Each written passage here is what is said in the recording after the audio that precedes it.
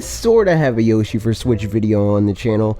Maybe you saw it, maybe you like it, maybe you hate it. Well, either way, it's been a while. Also, I haven't personally talked about my thoughts on it, so let's do that again. Also, this video is very impromptu, no on camera for this one. More on that after the intro.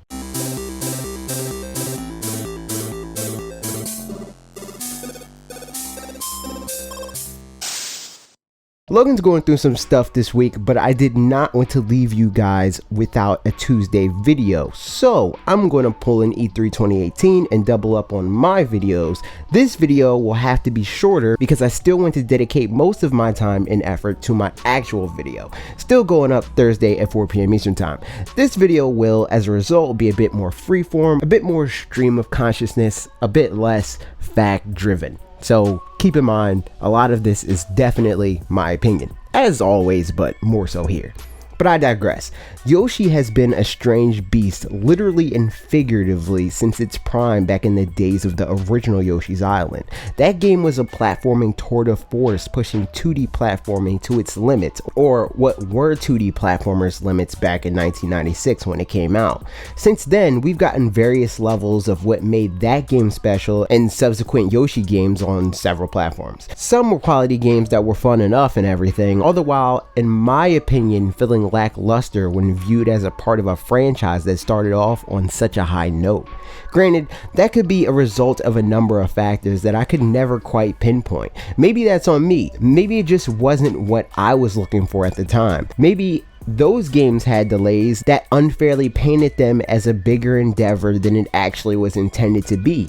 That's all valid, but I also think there's a valid concern that could be voiced when looking at this franchise. It began really as a love letter to an era. It was rebellious in a way. Oh, you like realism? Well, here's a coloring book. As I said, it was a showcase and send-off in a way of what was possible in the 16-bit era by way of the SNES and Mode 7 and the Super FX chip. All of that good stuff, as the curtain was seemingly closing on 2D gaming forever.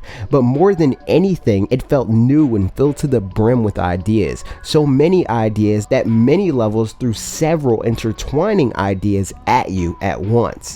That's pretty rare within the context of Nintendo's 2D games, hell, even their 3D games. More often than not, we get a single idea, maybe two ideas in a level. We stress test that idea, it runs its course, then we move on to the next thing.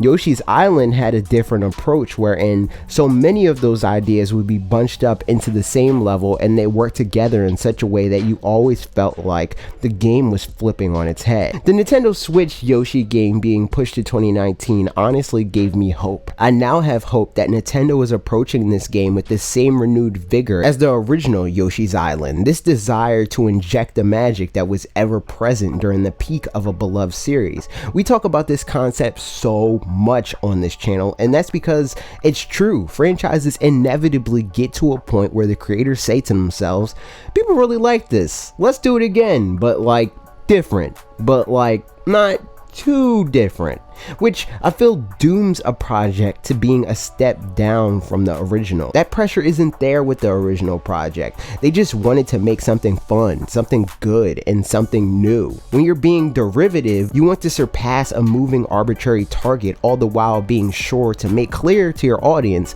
that the arrow you're throwing is close enough to the last one you threw, but at the same time different. When you boil something down to the core of what makes it special and throw away all of the minutia, you're free to have a much closer outlook on a follow-up to the outlook that brought about the original spark to begin with. You're not lost in the details. Of course, to be fair, Yoshi has been pretty freeform in some ways. We don't see Baby Mario in every game. We see drastically different art styles, and a lot of times we see some type of new mechanic, whether that be a world based on yarn and cotton and things of that nature, to a game not unlike a pop-up book or like a cardboard diorama or something like that. I think there's tiers to how much weight those changes in aesthetic can have though. Yoshi's Island didn't look the way it did because it was expected, quite the opposite. A lot of the new Yoshi games feel like they have a certain aesthetic because that's kind of like what they did the first time. And Woolly World, it became part of the game's design in many ways, much like the original game's coloring book look made it plausible and somewhat believable to see a frog dinosaur dragon turn into a helicopter. Will Yoshi for Switch use its style in a similar way? Is that style a hint that we may be seeing a heavy focus on Labo integration? Are these flipping mechanics a lot deeper and involved than we've seen so far?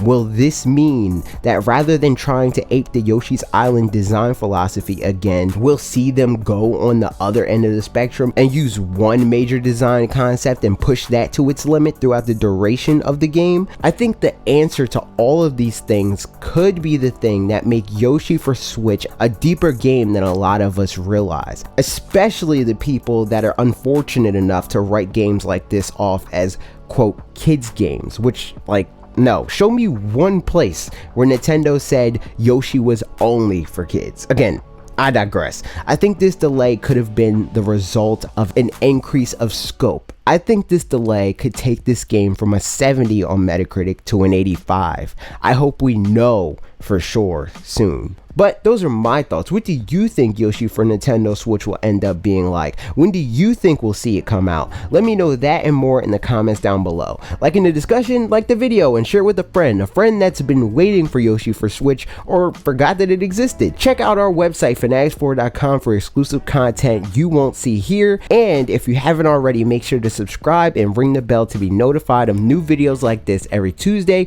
and Thursday at 4 p.m. Eastern Time. Podcasts are on a new channel. Subscribe to that. It's linked in the cards and down below.